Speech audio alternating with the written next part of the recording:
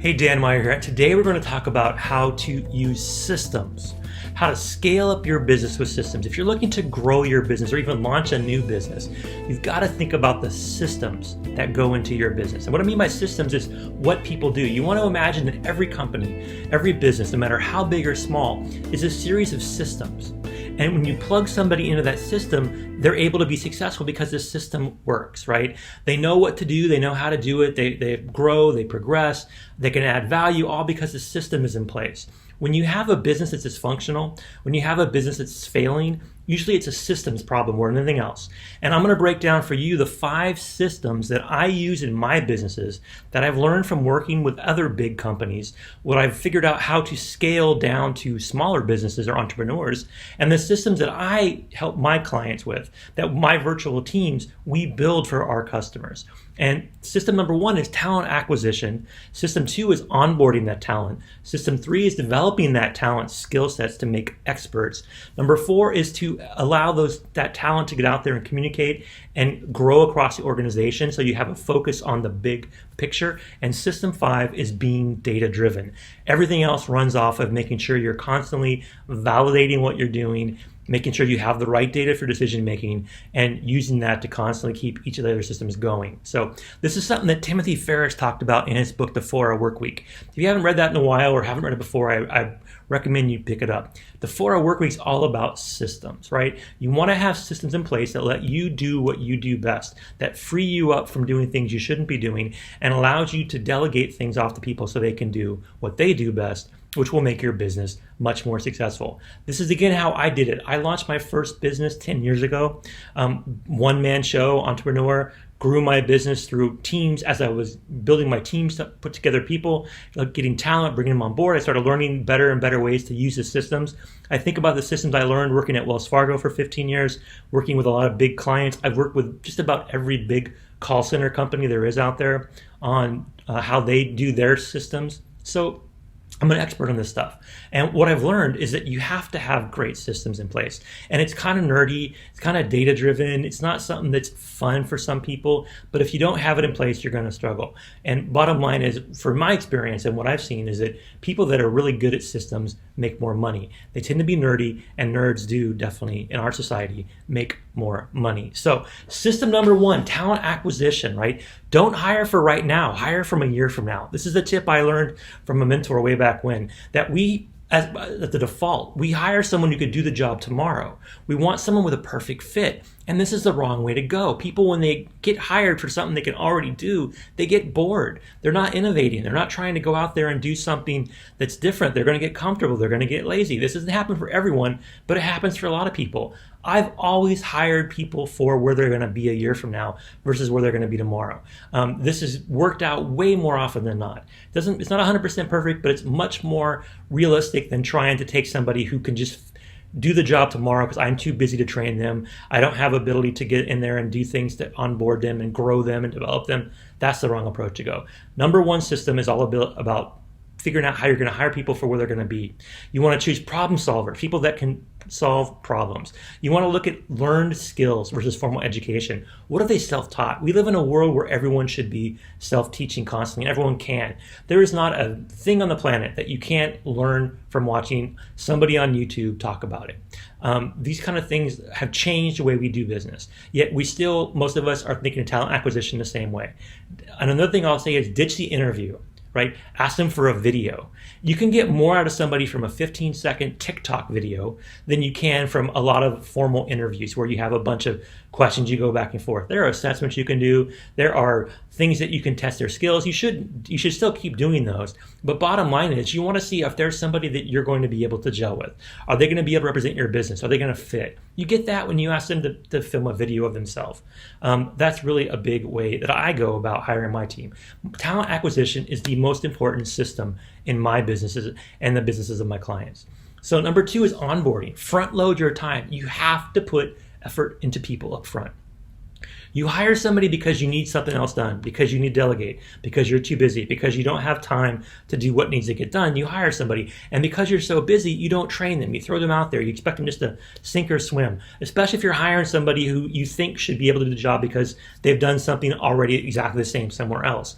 This is an epic recipe for disaster. You have to have good documentation in your systems. You have to have a flow what they're going to do. You have to help them expect what they're going to get done. People get turned off really quickly if they're sitting there twiddling their thumbs because you have a bad onboarding system.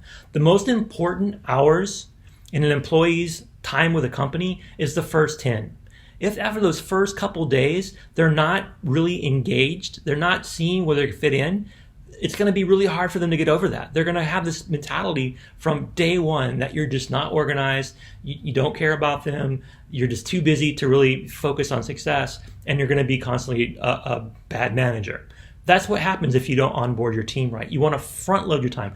I know it's painful. I know it takes a lot of energy, but you have to make sure you do that. You also want to make sure you get everything aligned. All their apps, whatever access they need. And like I said, in documentation you have, record videos. If you don't want to write up a Word document of stuff, that's so old school. Record a video, a how-to video. As you're doing what you want them to take on, film it. You can film it, do a web capture of what you're doing on your desktop. You can do a Zoom video. You can do a quick video that you can have them use to refer back to. So much better than the traditional way of onboarding. System number 3 is developing taskmasters, experts. One of the things that I preach is you want someone to master the horizontal before you have them go vertical. It's crazy to say, here's 10 things I want you to do, now start doing all 10 of them. If they have an 8-hour day, that means you're spending less than an hour a day on each of the things you've just assigned them. That's crazy. Give them one thing, give them 2 days to learn it, master it, make it perfect, and then 2 more, and then 2 more, and then 2 more. And then before you know it, after 2 weeks, they've mastered all 10 of the tasks instead of they're constantly going from task to task to task every day, never get anything done productively. Master the horizontal before going vertical. Put everything in a project management app. Trello, Monday, any of the apps out there, Asana, whatever it is, have a tool to track what you're doing, to post it, to show it, to be able to have deadlines and deliverables all clear and accessible 24/7 from your phone. You want to make sure that you put all your expectations in there so as they're doing tasks, as they're completing things that you want them to do, it's easily trackable, right? Keep your meeting schedule at all costs. Don't flake on your new employees. Don't think that a new person can wait. That opening period of when you're working together is the key period. Focus on organizational communication, right? Give yourself the ability to communicate easily. Which is the best app for someone to get a hold of you? Is it text? Is it WhatsApp? Is it Facebook Messenger? Whatever it is, use that with your team. We're past the period where we can have a separation between personal life and business life. It's just not the way people are going to be able to do business in the future and already. So think about that. Stick to meeting times. Set and stick to meeting time, right? Record your meetings. Have your VA transcribe them, right? Have notes, have somebody do that. You can have apps that transcribe notes. You can speak into apps that will record it for you. Document things, right? Keep the communication strong. Plan out your schedule. When or where you're going to be so people know how to get a hold of you and know how to work with you. Organizational focus comes from communication. This is system number 4 and super important. And the 5th system is to be data-driven. Good reporting.